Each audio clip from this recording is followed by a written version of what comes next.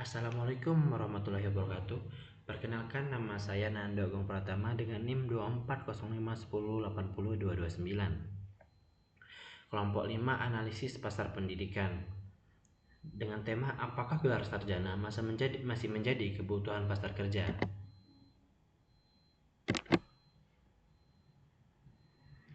Latar belakang masalah, ledakan lulusan. Setiap tahun, jutaan sarjana baru memasuki pasar kerja Indonesia, menciptakan persaingan yang semakin ketat.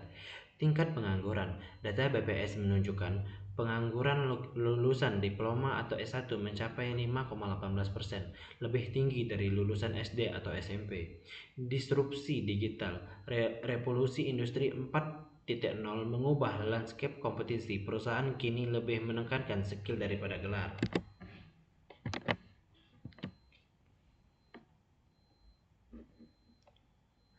Mengapa tema ini penting? Keputusan individu. 1. Ribuan calon mahasiswa setiap tahun mempertahankan biaya, waktu, dan tenaga untuk gelar sarjana. Apakah investasi ini masih relevan?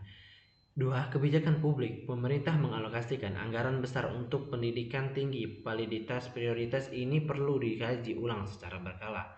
Strategi institusi. Perguruan tinggi harus memahami pergeseran kebutuhan pasar untuk tetap kompetitif dan menghasilkan lulusan yang relevan. 4. Masa depan kerja. Tren global menunjukkan skill based hiring semakin dominan. Memahami ini krusial bagi siapapun yang memasuki dunia kerja.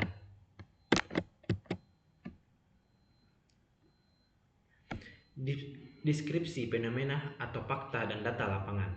13,2 juta lulusan PT masuk pasar kerja atau tahunan, 5,18%. Pengangguran lulusan diploma atau S1, 64%. CEO global prioritaskan skill versus gelar, 40%. Pekerjaan masa depan tidak memerlukan S1. Tren pengangguran sarjana versus skill based hiring ilustratif. Pada tahun 2018, adopsi skill based hiring mencapai 20, sampai tahun 2024 mencapai 60%.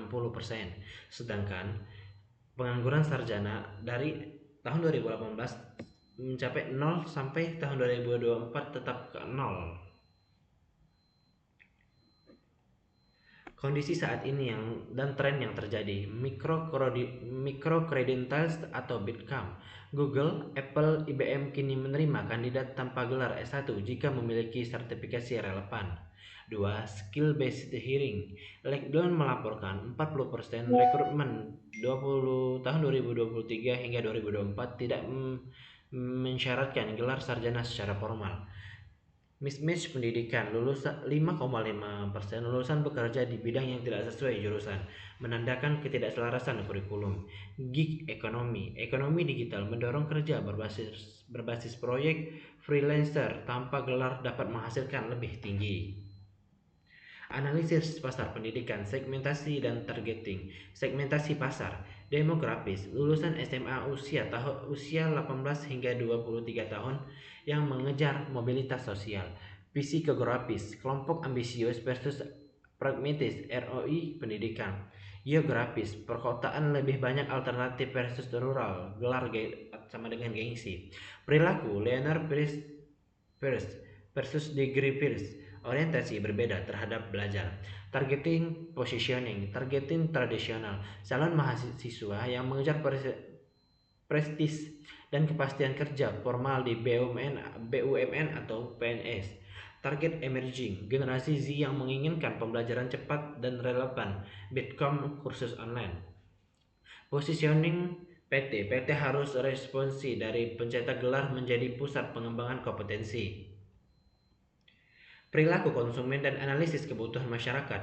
Proses keputusan konsumen pendidikan, customer decision journey, kesadaran, tekanan sosial dan keluarga, pertimbangan ROI gelar alternatif, keputusan pilih PT, Bitkom atau kerja, loyalitas rekomendasi alumni, analisis kebutuhan masyarakat versus penawaran PT, kebutuhan pasar, kompetisi teknis spesifik, kemampuan adaptasi cepat, soft skill dan leadership, pengalaman nyata atau portofolio.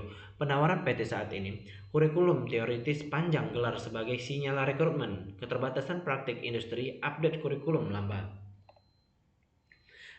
Temuan atau argumentasi faktor penyebab fenomena inflasi gelar akademik degree inflation, pencapaian perubahan teknologi dan otomasi, munculnya platform belajar alternatif Coursera, Udemy, generasi Z yang lebih pragmatis dan mobile, dampak bagi lembaga pendidikan, penurunan animo masuk PT tertentu, tekanan akreditasi berbasis relevansi industri, kompetisi dengan non-formal learning providers, kebutuhan reformasi kurikulum mendesak, tantangan resistensi internal terhadap perubahan, birokrasi akreditasi yang lambat, persepsi masyarakat masih mengagungkan gelar, peluang kolaborasi PT industri yang lebih erat, kurikulum berbasis kompetensi KKNI level 6 sama 6 plus, hybrid, gelar plus micro credential bundling.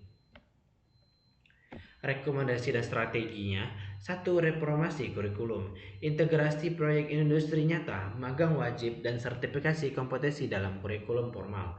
2. Kemitraan industri, bangun ekosistem PT perusahaan dengan program dual degree, CEO kurikulum desain dan bursa kerja eksklusif. 3. Micro credential bundling, tawarkan paket kombinasi gelar plus sertifikat profesional terakreditasi sebagai nilai tambah kompetitif. 4. Rebranding nilai PT, komunikasikan ulang value profession bukan sekedar gelar tapi jaringan riset dan pengembangan karakter. Yang terakhir yaitu kesimpulan dari materi-materi tersebut, yaitu gelar sarjana masih relevan namun tidak lagi cukup sebagai satu-satunya model memasuki pasar kerja. Lembaga pendidikan harus bertransformasi menjadi pusat kompetisi bukan sekedar pencetak ijazah. Kolaborasi erat dengan industri adalah kunci relevansi kurikulum. Individu perlu melengkapi gelar dengan kompetensi tambahan, portofolio nyata. Regulasi dan ekosistem pendidikan harus mendukung fleksibel jalur karir. Saya, Nando Agus Pratama, mungkin itu saja materi yang dapat saya sampaikan. Saya akhiri. Wassalamualaikum warahmatullahi wabarakatuh.